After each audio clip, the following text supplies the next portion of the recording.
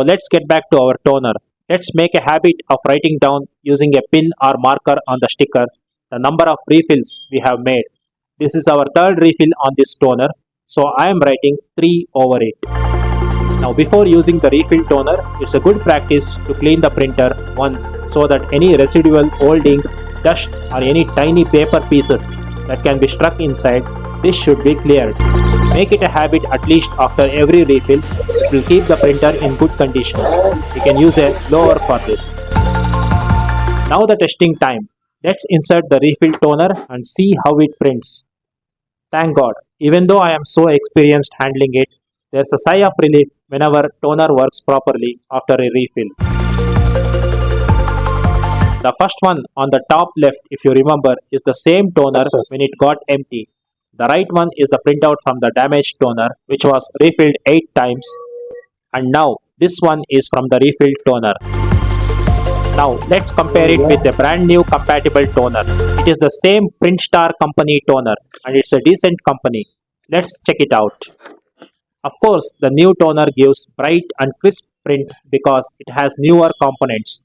But our refilled toner is also not too far behind. It is almost 80 to 90% in terms of quality.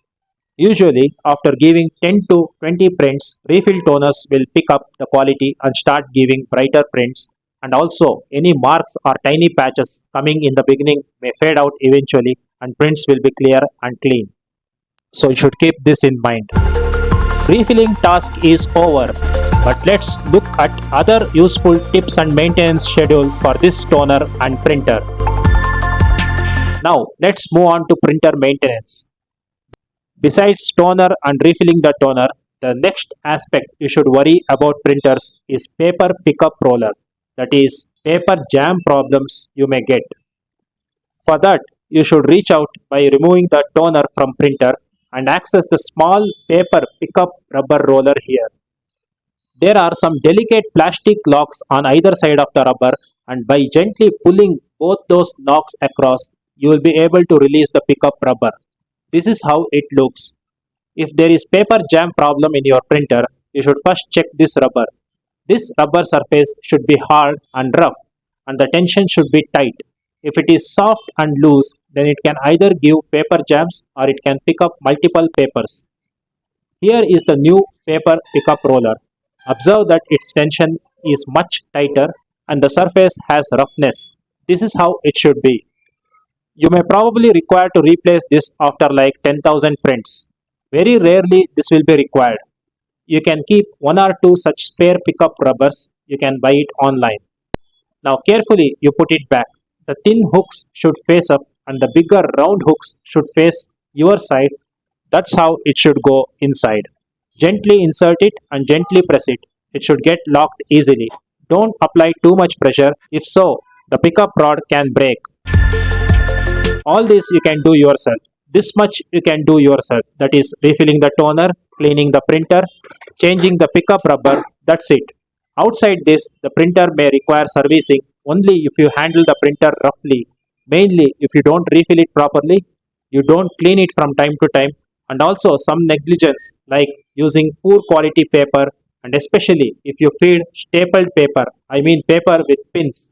This can not only damage the drum inside the toner, but also it can damage the Teflon roll inside the fusing unit of the printer. So never ever use stapled papers. Don't be so ignorant and careless.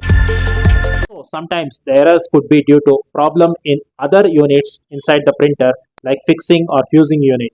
So if the same kind of printing errors occur, even if you change the cartridge, then it could be due to damaged Teflon roll inside the printer.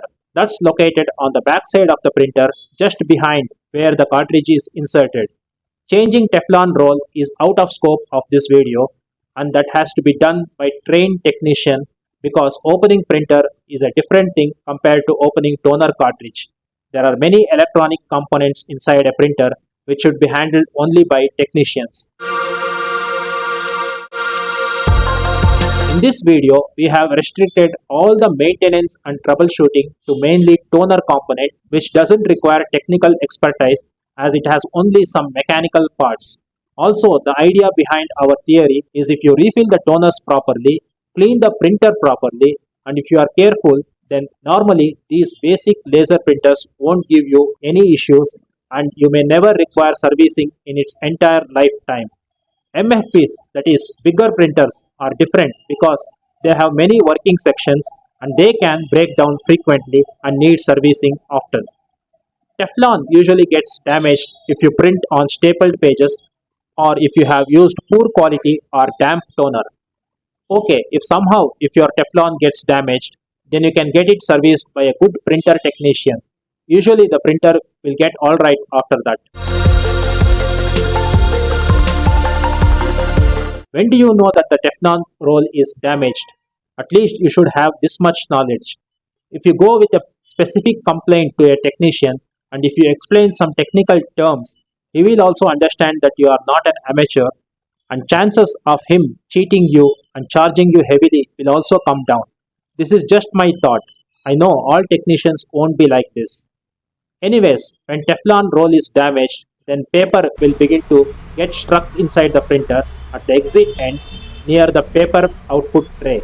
Always you should remove the toner from the printer when there is a paper jam, and only after that you should remove the paper like this.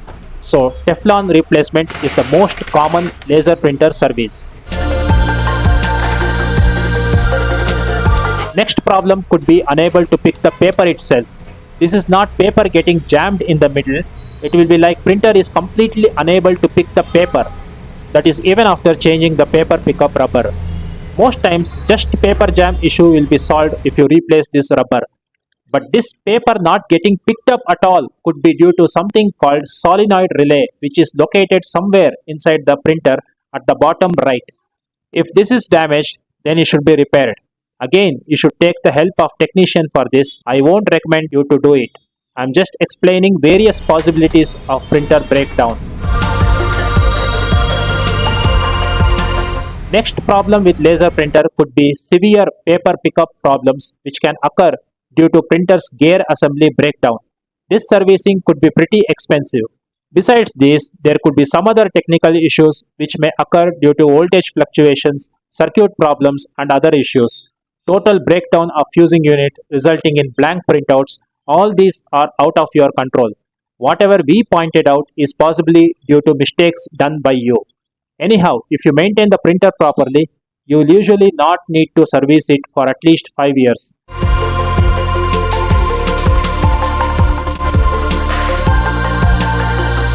All the best for your experience and journey with laser printers and hope that our videos help you in some way.